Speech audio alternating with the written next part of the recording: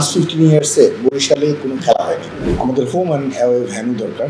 পাকিস্তানে শুধু জার্সি বিক্রি করে একটা ফ্রাঞ্চাইজি 10 থেকে 15 কোটি টাকা ইনকাম করে। আইপিএলের সমকক্ষ হওয়ার সম্ভাবনা নেক্সট 20 ইয়ার্সেও নেই।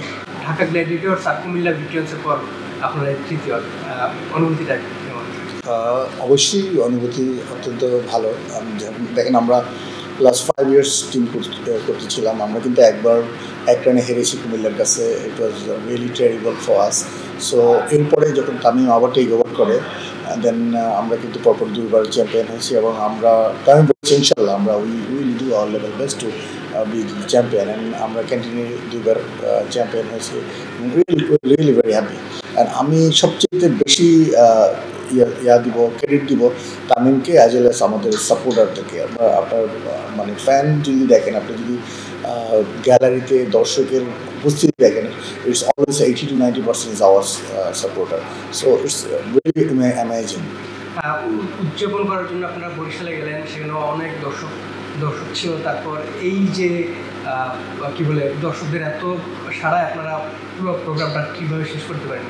পরবর্তী দিকে যাওয়ার কোনো প্ল্যান আছে কিনা? বা দেখেন, আমরা আসলে অর্গানাইজ হয়েই প্রোগ্রামটা করেছিলাম, বাট এত লোক, আমার ধারণা মিলিয়ন পিপল হয়েছে। মানে ফ্রম বিবির পুকুর পার্ক থেকে আপনার ব্রেস পার্ক পর্যন্ত যেতে আমাদের 2 আওয়ার্স সময় লেগেছে। তো ইটস নট রিয়েলি, এত লোককে কন্ট্রোল করা ইটস ভেরি ডিফিকাল্ট। আমাদের ডিপ্লয় করা উচিত ছিল 1000 at least police and others team, but এটা এনাফ ছিল না। এই জন্যই হয়তো আমরা ঢুকতে পারিনি। বাট আমরা ঢুকেছি, অ্যাটলিস্ট আমাদের ট্রফি, আমাদের যে কমিটমেন্ট ছিল যে আমরা ট্রফি নিয়ে যাবো।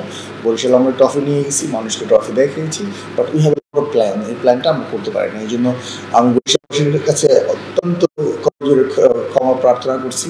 এবং ওখানে আমরা চলে আসার পর সমস্যাও হয়েছে, but finally we did the job at least. And Tamim দেখেছেন, আপনারা যে কথাটা বলতে চেয়েছিল সেটা কিন্তু সে ভিডিও বার্তায় দিয়েছে।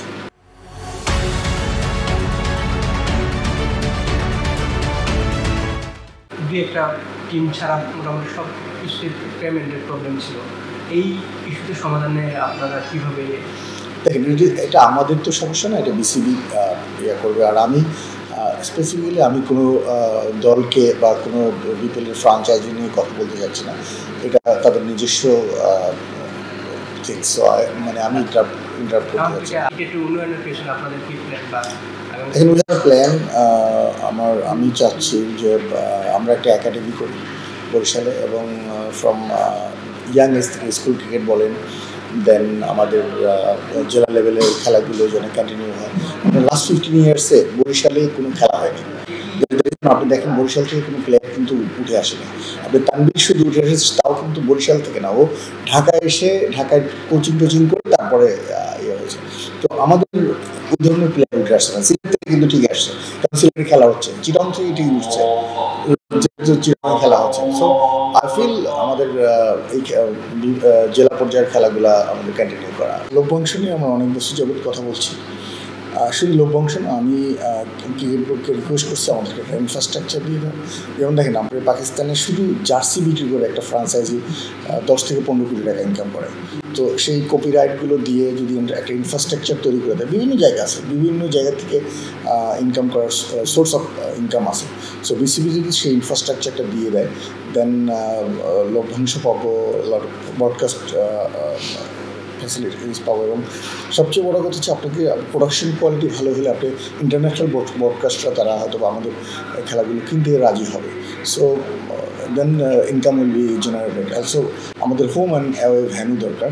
এটা হলেও আপনি দেখবেন টিকিট এবছর 13 কোটি হয়েছে, হোম অ্যান্ড অ্যাওয়ে হলে আপনি 20 কোটির উপরে টাকা ইনকাম হতো।